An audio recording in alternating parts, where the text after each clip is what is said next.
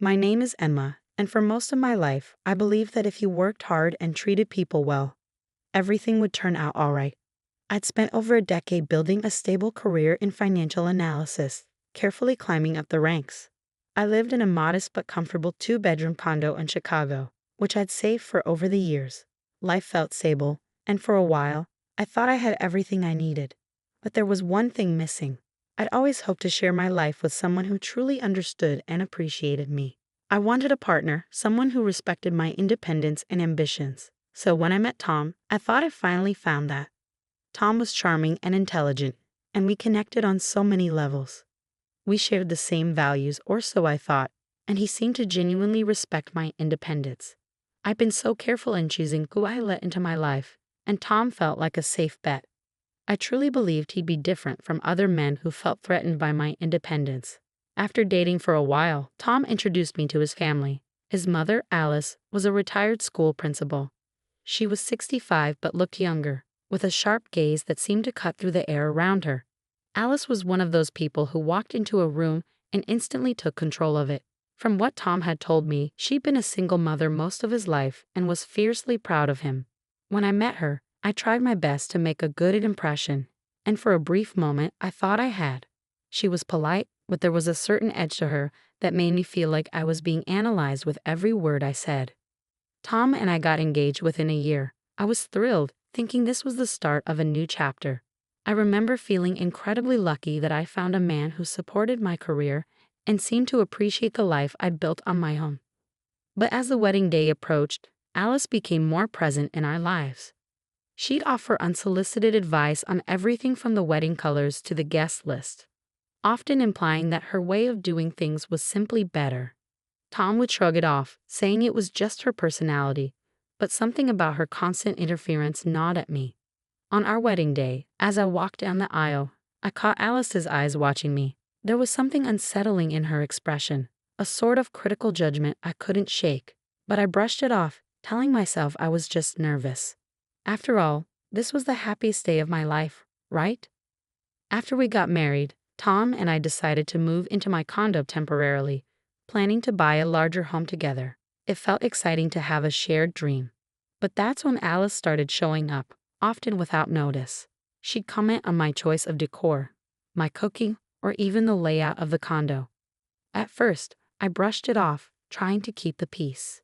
Maybe she was just trying to help, I told myself. One evening, Tom and I were having dinner when Alice showed up with a bottle of wine and a strange suggestion. "Why don't you two move into a house closer to me?" she said with a smile that didn't quite reach her eyes. "That way, I can help out more, especially once the grandkids come along." I felt uneasy, but Tom seemed to like the idea. He assured me it was just temporary, that it would be nice to have some help nearby, and I reluctantly agreed to start looking at homes in her neighborhood. We found a beautiful, spacious house that was, admittedly, closer to Alice's than I would have liked. But Tom was thrilled, so I told myself it would be worth it. We moved in, and for a while, things seemed all right. But then Alice began asserting herself even more.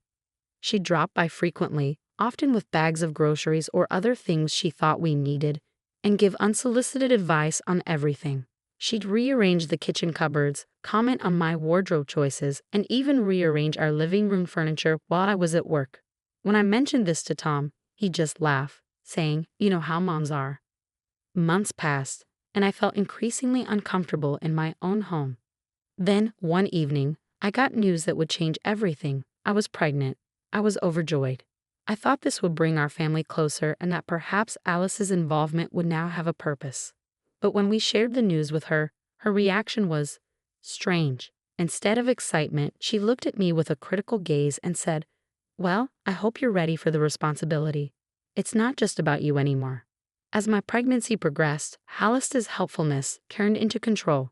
She began coming over almost daily, reorganizing things, making lists of what a proper mother should do, and offering her expert advice on everything. She questioned what I ate, comment on my prenatal appointments, and make snide remarks about my choices. I began feeling like a guest in my own life. Things reached a breaking point one afternoon. I came home to find Alice going through my personal papers in our bedroom. When I confronted her, She calmly explained that she was just checking to make sure everything was organized for the baby. My privacy had been violated and I felt furious. I tried talking to Tom, but he brushed it off, saying, "She just wants to help." I was heartbroken.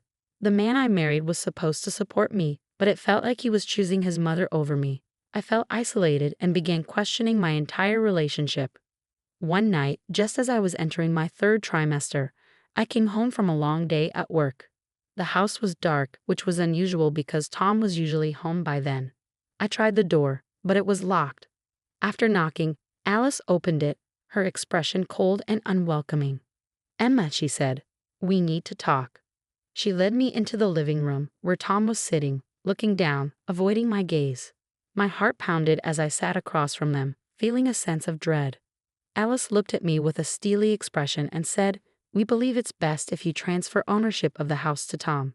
It's for the security of the family, after all. You'll be focusing on the baby soon, and this way, Tom will be able to handle everything." I was stunned. "This is our home," I said, my voice shaking. "I've invested just as much as Tom has. This is supposed to be a partnership." But Alice was relentless. She looked at me with an icy gaze and said, "If you truly cared about this family, you'd do what's best for it. Holding onto the house in your name shows a lack of trust." She went on, implying that I was selfish for not prioritizing Tom's security. Tom remained silent, his eyes on the floor. I felt a sense of betrayal that I couldn't put into words. This was supposed to be the man I loved, the man that promised to be my partner. And yet, here he was, letting his mother push me around. I told them both that I needed time to think and went to bed, feeling alone and heartbroken. The next morning, things got even worse. As I was getting ready for work, Alice cornered me, again pressing the issue of the house. I firmly told her that I wouldn't be signing anything over and that we'd bought the house as partners. She glared at me, a look that sent a chill down my spine. "You're making a big mistake, Emma," she said, her voice low and dangerous. That night, I came home to find my belongings packed in boxes. Alice stood there, smugly informing me that Tom had agreed I should leave until I was ready to put the family first. I couldn't believe it. They were throwing me out of my own home, the place I'd worked so hard to build with Tom. I was devastated, but I knew I couldn't stay where I wasn't wanted. I spent the next few days staying with a close friend, trying to make sense of everything. I wanted to cry, but more than that, I felt anger building inside me. How had I let myself get so trapped? But as the initial shock wore off, I began to feel a new sense of clarity. I realized that I had to take control of my life. I wasn't going to let Alice or anyone else manipulate me. With the help of my friend Leah, who was also a lawyer, I started gathering evidence of Alice's behavior and Tom's complicity. I documented every instance of manipulation and harassment, determined to protect what was mine. Leah helped me file for divorce, and we prepared for the court battle that lay ahead.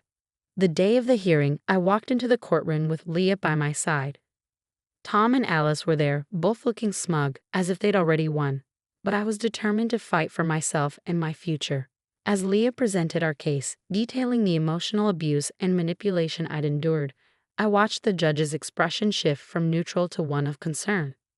When it was my turn to speak, I recounted everything I'd been through, describing how Alice had tried to control every aspect of my life, and how Tom had chosen his mother over me. I told the court that I was standing up not just for myself, but for every person who had ever been manipulated or controlled by someone else. In the end, the judge ruled in my favor. I was awarded full ownership of the house and a significant portion of our shared assets. Tom and Alice were left stunned, their smug expressions replaced by shock and disbelief. As I walked out of the courtroom, I felt a weight lift off my shoulders.